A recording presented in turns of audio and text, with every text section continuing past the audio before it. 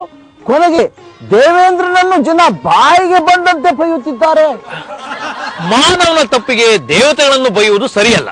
ಇಂದು ಆ ಡಾಕ್ಟರ್ನ ಪ್ರತಿಕೃತಿಯನ್ನು ದಹನ ಮಾಡಿದ್ದಾರೆ, ಮುಂದೆ ನಿಮ್ಮೆಲ್ಲರ ಪ್ರತಿಕೃತಿಯನ್ನು ದಹನ ಮಾಡುತ್ತಾರೆ. ನೀವೇ ಕೈ ಸಿಕ್ಕಿದ್ರೆ ನಿಮ್ಮನ್ನು ದಹನ ಮಾಡಿಬಿಡ್ತಾರೆ. ಮತ್ತೆ ಇದಕ್ಕೆ ಪರಿಹಾರ? ಮೊದಲು ಯಮರಾಜನನ್ನು ಕರೆಸಿ. ಯಮರಾಜ, ಯಮಲೋಕದೊಡೆಯ, ಸತ್ಯಪ್ರಿಯ, ಲೋಕಪ್ರಿಯ, ದೇವರ ದೇವ ಯಮರಾಜ, ಬಹುಪರಾಗ್ ಬಹುಪರಾಗ್ ಬಹುಪರಾಗ್. ನಾರಾಯಣ ನಾರಾಯಣ, ಇದೇನು ಯಮದೇವ, ನಿಮಗೆ ನೀವೇ ಬಹುಪರಾಕ್ ಹೇಳಿಕೊಳ್ಳುತ್ತಿದ್ದೀರಿ? ಬೇರೆ ಯಾರು ಹೇಳದಿದ್ದಾಗ ನಮ್ಮ ತುತ್ತೂರಿಯನ್ನು ನಾವೇ ಊದಿಕೊಳ್ಳಬೇಕಲ್ಲವೇ? ಯಮದೇವ, ನಿನ್ನಿಂದ ಎಂಥ ಅನಾಹುತವಾಗುತ್ತಿದೆ ತಿಳಿದಿದೆಯೇ? ಏನು? ನನ್ನಿಂದ ಅನಾಹುತವೇ? ಭೂಲೋಕದಲ್ಲಿ ಯಾರೇ ಸತ್ರು ನಿಮ್ಮ ಯಮದೂತರು ಹೋಗಿ ಅವರನ್ನು ಕರೆದುಕೊಂಡು ಬಂದು ಇಲ್ಲಿ ಹಾಕುತ್ತಾರೆ. ಆದ್ರೆ ಅವರ ಆಯಸ್ಸು ಮುಗಿದಿದೆಯೋ ಇಲ್ಲವೋ ಎಂದು ಚೆಕ್ ಮಾಡಿದ್ದೀರಾ? ಇಲ್ಲ. ಇದು ಮಹಾ ಅಪರಾಧ. ಹೌದು, ಸತ್ತ ಕೂಡಲೇ ಕರೆತರುವುದು ತಪ್ಪಾಗುತ್ತದೆ. ಅದು ಸಕಾಲ ಮರಣವಾಗಿರಬೇಕು. ಇನ್ನು ಆಯುಸ್ಸು ಇರುವಾಗಲೇ ಕರೆತರುವುದು ಘೋರ ಅಪರಾಧ. ನನಗೂ ಈ ಸಮಸ್ಯೆ ಎದುರಾಗುತ್ತಿದೆ ಪ್ರಭು. ಯಮಲೋಕದಲ್ಲಿ ಅಡ್ವಾನ್ಸ್ ಗಿರಾಕಿಗಳು ಬಂದು ಅಲ್ಲಿ ಜಾಗವೇ ಇಲ್ಲದಂತಾಗಿದೆ. ನಿನ್ನ ಗಮನಕ್ಕೆ ಬಾರದೆ ಹೀಗಾಗುತ್ತಿದೆ ಎಂದರೆ ಏನರ್ಥ? ಯಮಧರ್ಮರಾಜನು ಕರ್ತವ್ಯ ಪರಿಪಾಲನೆಯನ್ನು ಸರಿಯಾಗಿ ಮಾಡುತ್ತಿಲ್ಲ ಎಂದು ಇದರ ಅರ್ಥ. ಈಗ ತಲೆ ತಗ್ಗಿಸಿ ನಿಂತುಕೊಂಡರೆ ಏನೂ ಪ್ರಯೋಜನವಿಲ್ಲ. ಹೋಗಲಿ, ನಿನ್ನ ಪರ್ಮಿಷನ್ ಇಲ್ಲದೆ ಮರಣ ಹೊಂದಿದವರ ಸಂಖ್ಯೆ ಎಷ್ಟೆಂಬುದು ನಿನಗೆ ತಿಳಿದಿದೆಯೇ? ಲೆಕ್ಕ ನೋಡಿ ಹೇಳಿ ಚಿತ್ರ ಹೋಗ್ತಾರೆ. ಆಯ್ತು ಸ್ವಾಮಿ.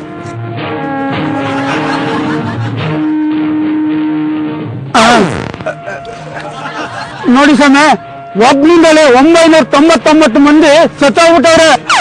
ಹೌದು ದೇವೇಂದ್ರ, 1000 ಲಿಖವನ್ನು ಹಿಡಿಯಲು ಆ ವ್ಯಕ್ತಿ ಬಕದಂತೆ ಕಾಯುತ್ತಿದ್ದಾನೆ. ಇದಕ್ಕೆ ಏನು ಉತ್ತರ ಹೇಳುವೆಯೋ ಯಮರಾಜ?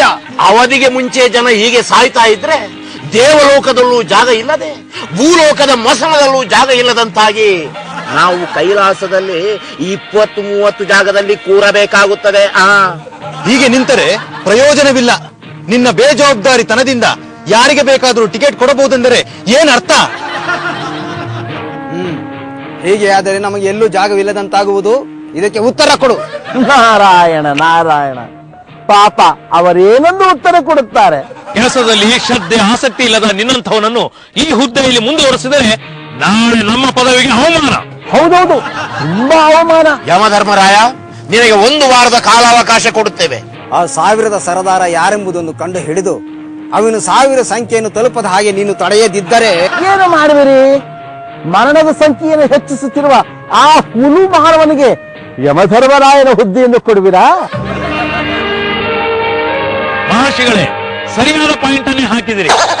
ಯಮರಾಜ, ನೀನು ಆ ಮನುಷ್ಯನನ್ನು ತಡೆಯದಿದ್ದರೆ ಪರ್ಮನೆಂಟ್ ಆಗಿ ಭೂಲೋಕದಲ್ಲಿ ಎಮ್ಮೆ ಕೋಣಗಳನ್ನು ಕಾಯಲು ಹೋಗಬೇಕಾಗುತ್ತದೆ. ಎಚ್ಚರ!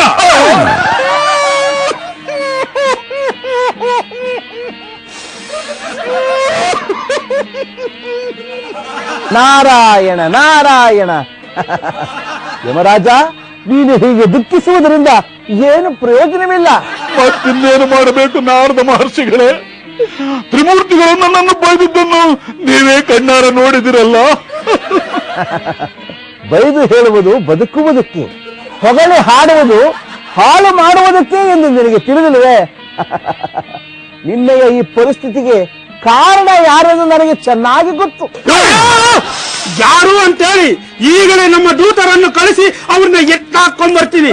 ನಾರಾಯಣ ನಾರಾಯಣ. ಯಮದೇವ, ನಿಮ್ಮ ಚಿತ್ರಗುಪ್ತ ಸ್ವಲ್ಪ ಆತುರದವನು, ಅವನನ್ನು ಸ್ವಲ್ಪ ತಡೆ ಹೇಳಿ. ನಿಮ್ಮ ಈ ಪರಿಸ್ಥಿತಿಗೆ ಕಾರಣ ಡಾಕ್ಟರ್ ವಿಠಲ್ ರಾವ್. ಅವನು ಮಹಾ ಚತುರ, ಬೆಣ್ಣಿಯಂತ ಮಾತನಾಡಿ ಮರುಳು ಮಾಡುವುದರಲ್ಲಿ ಬಹಳ ನಿಸ್ಸೀಮ. ಇದು ಆ ವಿಠಲ ಕೈವಾಡವು. ಅವನೆಲ್ಲಿದ್ದಾನೆಂದು ಹೇಳಿ ಅವನು ಈಗಲೇ ಬುದ್ಧಿ ಕಲಿಸುವೆ. ಈಗ ಅವನು ಮುತ್ತೈದೆ ನಗರದಲ್ಲಿದ್ದಾನೆ. ಏ ವಿಠಲ! ನಾರಾಯಣ ನಾರಾಯಣ. ಆಗಬೇಕು ಮಂಗಳದಾರತಿ ವಿಠಲರಾಯನಿಗೆ, ಆಗಬೇಕು ಮಂಗಳದಾರತಿ. ನಮ್ಮನು ಕಣಕಿದ ವಿಠಲರಾಯನಿಗೆ ಆಗಬೇಕು ಮಂಗಳದಾರತಿ, ಆಗಬೇಕು ಮಂಗಳದಾರತಿ, ಆಗಬೇಕು ಆಗಬೇಕು ಆಗಬೇಕು. ವೃತ್ತಿ ಬಿಡೋ. ನಾನು ಹೇಳ್ದಾಗ ವಿಠಲನಿಗೆ ಯಾರ್ದೋ ದೃಷ್ಟಿ ತಾಗಿದೆ, ಇಲ್ಲ ಯಾರೋ ಶಾಪ ಹಾಕಿದ್ದಾರೆ. ಶಾಪನ ಇಲ್ಲ ಪಾಪನ ಇಲ್ಲ ಕಣೆ. ಮೆತ್ತಿಗೆ ಶಾಪನ ಇಲ್ಲ ಪಾಪನ ಇಲ್ಲ ಕಣೆ. ಮೂರು ದಾರಿಲಿ ಮಂತ್ರಿಸಿದ ಲಿಂಬೆ ಹಣ್ಣ ತುಳಿದಿರ್ಬೇಕು, ಇಲ್ಲ ಒಂಟಿ ದಾರಿಲಿ ಒಂಟಿ ಹಣ್ಣ ನೋಡಿರ್ಬೇಕು.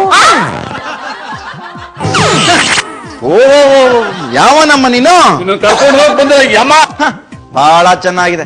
ಮೊನ್ನೆ ನಾರದನ ವೇಷ, ಇವತ್ತು ಯಮನ ವೇಷ. ನಿಮ್ಮ ಕಂಪ್ನಿಯವ್ರು ಕಾಯ್ತಿರ್ಬೇಕು, ಸಾಯಂಕಾಲ ಶೋ ಇದೆ, ಬೇಗ ಹೋಗ್ಬಿಡಮ್ಮ. ನಾನೇ ನಿಜವಾದ ಯಮ ಅಲ್ಲಯ್ಯ. ನಿನ್ನಿಂದ ನನಗೆ ನೆಮ್ಮದಿನೇ ಇಲ್ವಲ್ಲಯ್ಯ. ಅದ್ಯಾಕಯ್ಯ ರೋಗಿಗಳನ್ನ ಕೊಂದು ಮೇಲೆ ಕಳಿಸ್ತೀಯ? ಇದು ಅಕ್ಷಮ್ಯ ಅಪರಾಧ. ಎತ್ತರೇ ಯಾವನ ಹತ್ರ ಕತೆ ಬಿಡ್ತೀರಾ? ಇದೊಳ್ಳೆ ಸರಿ ಹೋಯ್ತಲ್ಲ. ಅವ್ರ ಆಯುಸ್ ಮುಗ್ದಿರ್ತಾರೆ, ನಂತರ ಬರ್ತಾರೆ, ಮೇಲೆ ಹೋಗ್ತಾರ. ಅಲ್ಲ ಬಾಸ್, ಆ ಕಡೆ ನಮ್ಮ ಮನೆ ಹೆಣ್ಮಕ್ಳು ಕೂತಿದ್ದಾರೆ, ಈ ಕಡೆ ಹೋಗಮ್ಮ.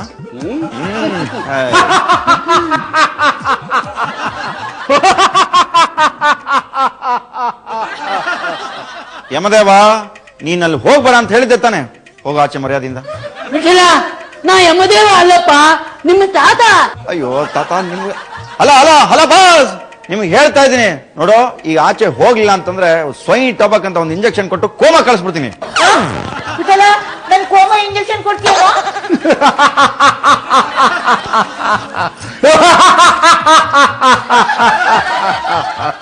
ಅಲ್ಲ ಅಲ್ಲ ಅಲ್ಲ ನೋಡು, ಹೇಳ್ತಾ ಇದ್ದೀನಿ, ಹೆಣ್ಮಕ್ಳಿರೋ ಕಡೆ ಹೋಗ್ಬೇಡ ಅಂತ. ನನ್ನ ಮಾತು ಕೇಳಿಲ್ಲ ಅಂತಂದ್ರೆ ನನಗೆ ವಿಪರೀತ ಸಿಟ್ಟು ಬಂದ್ಬಿಡುತ್ತೆ. ಮರ್ಯಾದಿಂದ ಆಚೆ ಹೋಗೋ. ಸನಿಲ್ಲ, ನನ್ನನ್ನೇ ಮರ್ಯಾದಿಂದ ಆಚೆ ಹೋಗು ಅಂತ ಹೇಳ್ತೀಯ? ಶೇಮ್ಲೆಸ್. ಏನಾಗ್ತಿದೆ ನಿಮ್ಗೆ? ಅಯ್ಯೋ ದಯವಿಟ್ಟು ನೀವೆಲ್ಲರೂ ಸ್ವಲ್ಪ ಸುಮ್ಮನೆ ಇರ್ತೀರಾ?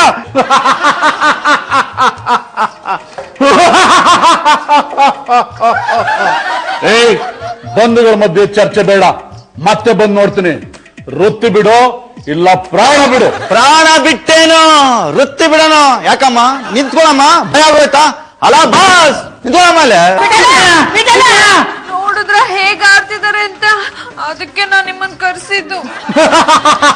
ಅಲ್ಲ ಬಾಸ್, ಏನ್ ಕರಿತಾ ಇದ್ರೆ ಹೋಗ್ತಾನೆ ಇದ್ದೀರಲ್ಲ. ಅಲ್ಲ ಒಳಗಡೆ ಏನೋ ಹೇಳಿದ್ರಲ್ಲ, ನಾನು ಪೇಷಂಟ್ ಅನ್ನ ಕೊಂದು ಮೇಲೆ ಕಳಿಸ್ತಾ ಇದೀನಿ ಅಂತ. ನಾನೇ ಕೊಂದಿದ್ದೀನಿ ಅನ್ನೋದಕ್ಕೆ ಏನಿದೆ ದಾಖಲೆ? ದಾಖಲೆ ಬೇಕಾ? ಚಿತ್ರಗುಪ್ತನ ಸಮೇತ ಬರ್ತೀನಿ. ಇನ್ನೊಂದ್ಸರಿ ಬಾಮ್ಮ ನಮ್ಮ ಮನೆ ಕಡೆಗೆ, ಆಗ ಇರೋದು. ಯಾಕೆ ಯಾಕೆ ಎಲ್ರು ಇಷ್ಟೊಂದು ಗಾಬರಿಲಿ ಕೂತಿದಾರಲ್ಲ? ಅವ್ನ್ ಯಾವನ ಅವಾಗ್ಲಿಂದ ಯಮ ಯಮ ಅಂತ ತಲೆ ಕೆಟ್ಟ ಒಂಥರ ಮಾತಾಡ್ತಿದ್ದ. ಮನೆಯಿಂದ ಆಚೆ ಓಡಿಸಿ ಬಂದೆನು. ಅಣ್ಣ, ಮನೆಗೆ ಎಲ್ಲಿಂದಾದ್ರೂ ಯಮ ಬರಕ್ ಸಾಧ್ಯನಾ? ಏನಕ್ಕಂತ ಈ ರೀತಿ ಮಾತಾಡ್ತಿದ್ಯಾ? ಇಷ್ಟೊತ್ತು ನಿಮ್ ಹಿಂದೆ ನಿಂತಿದ್ನಲ್ಲ ಅವನು. ಯಾಕೆ ಹುಚ್ಚುಚ್ಚಾಗಿ ಮಾತಾಡ್ತಿದ್ದೀರಾ? ಮೊನ್ನೆ ಅಮಾವಾಸ್ಯೆ ದಿನ ನಿಮ್ ಪೇಷಂಟ್ ಯಾರನ್ನ ಮೇಲೆ ಕಳ್ಸಿದಾರಲ್ಲ, ಅವನೇ ದೆವ್ವಾಗಿ ಮೆಟ್ಕೊಂಡ್ಬಿಟ್ಟಿದಾನ ಹೇಗೆ? ಬಿಡಲ್ಲ, ಹಿಂಗ ಆ ರೀತಿ ಎಲ್ಲ ಮಾತಾಡೋಣ. ನಂಗೆ ಅಷ್ಟೇ ಮೇಲೆ ನೋಡು. ವಿಠಲ, ನೀನ್ ಇವ್ರ ಜೊತೆ ಮಾತಾಡ್ತಾ ನಿಂತ್ಕೊಂಡ್ರೆ ನಿನ್ ತಲೆ ಕೆಡಿಸ್ಬಿಡ್ತಾರೆ.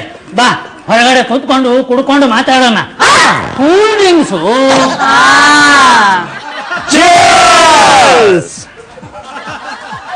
ಬಿಟ್ಟಲ್ಲ, ಇಷ್ಟು ದಿನ ಆದ್ಮೇಲೆ ಪಾರ್ಟಿ ಕೊಡ್ತಿದ್ದೀರಾ? ನನಗೆ ತುಂಬಾ ಸಂತೋಷ ಆಗ್ತಿದೆ ಕಣ. ಕೊಡ್ಲೇಬೇಕು ಸರ್, ಯಾಕೆಂದ್ರೆ ಮಲ್ಲಮ್ಮನ ಅಂಗಡಿಗೆ ಹೋಗಿ ಕೂಲ್ ಡ್ರಿಂಕ್ಸ್ ತಂದಿದ್ದೆ. ನೀವು ನಿಮ್ ದೃಷ್ಟಿನೇ ಅವ್ರಿಗೆ ತಾಕ್ಬಿಟ್ರೆ ಸಾರಿ. ವಿಠಲ, ಇವೆಲ್ಲ ಯಾಕೋ ಸರಿ ಹೋಗ್ತಾ ಇಲ್ಲಪ್ಪ. ಜೇಬಿನಲ್ಲಿ ಏನಾದ್ರು ಬೆಚ್ಚಗೆ ಇಟ್ಟಿದ್ರೆ ಕೊಡ. ಏನ್ ತಾತ, ಎಷ್ಟೊತ್ತಲ್ಲಿ ಜೇಬಲ್ಲಿ ಬೆಚ್ಚಗೆ ಇಡಕ್ಕಾಗತ್ತಾ? ಮುಂಚೆನೆ ನಮ್ಮ ಬಳಂಗರಂಗ್ ಹೇಳಿದ್ರೆ ಎಲ್ಲಾ ವ್ಯವಸ್ಥೆನೂ ಮಾಡಿರ್ತಿದ್ದ.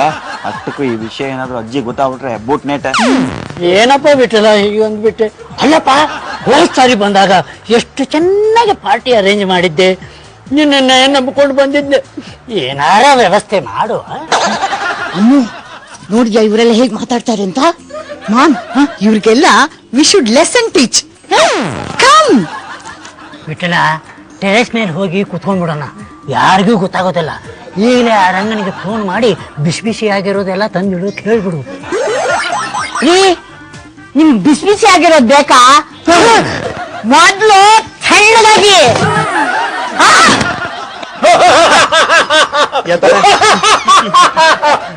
ವಿಠಲ, ನೀನ್ ಹೇಳಿದಂತೆ ದಾಖಲೆ ಸಮೇತ ಬಂದಿದ್ದೇನೆ. ಚಿತ್ರಗುಪ್ತ, ವಿಠಲ, ನೀನು ಹಲವಾರು ಜನರನ್ನು ನಮ್ಮ ಲೋಕಕ್ಕೆ ಕಳಿಸಿಕೊಟ್ಟಿದ್ದು ಈ ಲ್ಯಾಪ್ಟಾಪಿನಲ್ಲಿ ದಾಖಲಾಗಿದೆ, ನೋಡುವಂತನಾಗು. ಎಲ್ಲಿ ತೋರ್ಸು. ಇದೇನು 999 ಅಂತ ಇದೆ. ಅದು ನೀನು ಕೊಂದಿರುವ ರೋಗಿಗಳ